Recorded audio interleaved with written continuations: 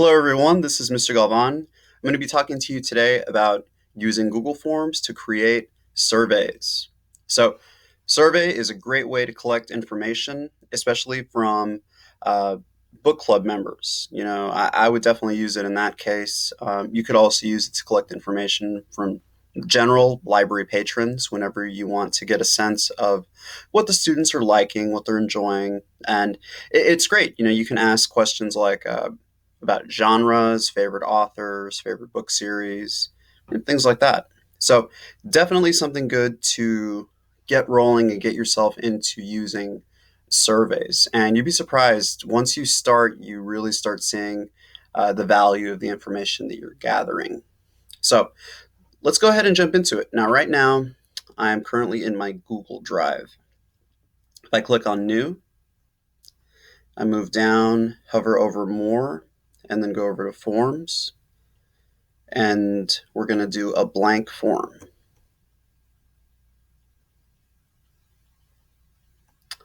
So right off the bat, we see that we have a form that is completely new, completely blank, no title, and it starts off with one question.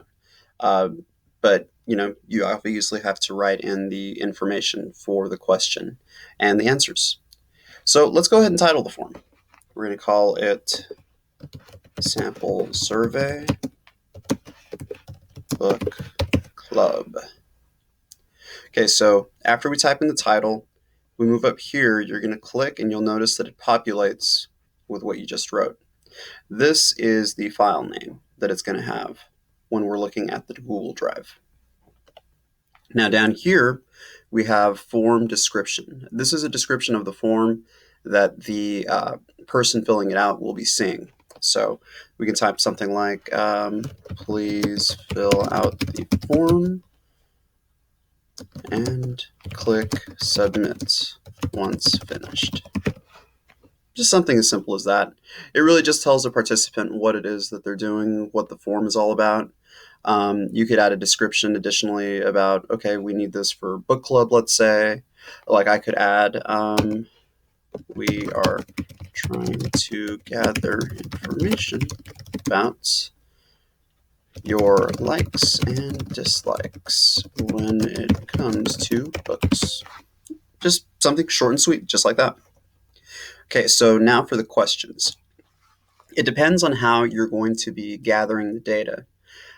If you're going to be embedding the form directly on a website and you don't want to have people logging into Google every single time to fill out the form, then it would be best to allow, and there's a setting that I'm going to show you, but well, actually I can just show you now. We go up to the wheel and not restrict to just the particular domain.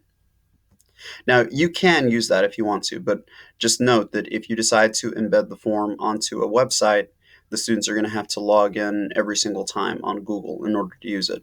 Not clicking it allows us to embed the form directly onto a website and have people just fill it out right there. So that's my personal preference. So I'm going to click Save. For that reason, my first two questions are always going to be in reference to the student's name. So last name. Notice that Google recognizes what this question is. It changes the answer format. Make sure you click on Required. The plus sign here moves on to a second question. Again, does that. Make sure, again, you're clicking Required. Let's add another question. I like getting student ID numbers because sometimes the kids have typos in their names. It happens. Next question. Now, this is where we can start asking questions about book preferences. So we could maybe say something like, what is your favorite genre? We can do multiple choice, stick with that. We can do something like horror, fantasy, science fiction, and we could also put like an other option as well. So look here, it adds an option for other. Science fiction, horror, we could do action, adventure. You could tailor it however you want. You could also do, instead of having them just choose one, You could maybe say, what are your favorite genres? Note that you may choose more than one. And then here, make it go from a multiple choice to checkboxes.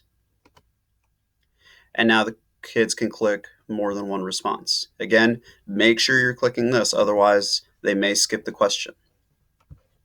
Okay, so we each have just a few.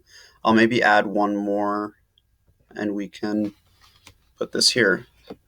Who is your favorite author? And they could put in a short answer and write down the name of their favorite author. You could also do a multiple choice if you know several authors that the kids like. You can just put them there. That way they can choose them and then have another response. It's really up to you. So we're going to make this required.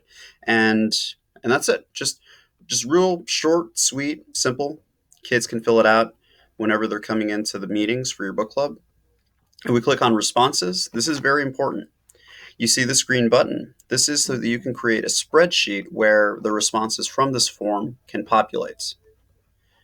Create new spreadsheet. You click on create. And there it is. There are your columns.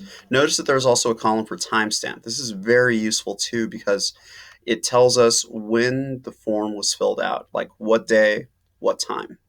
And of course, you get all this information.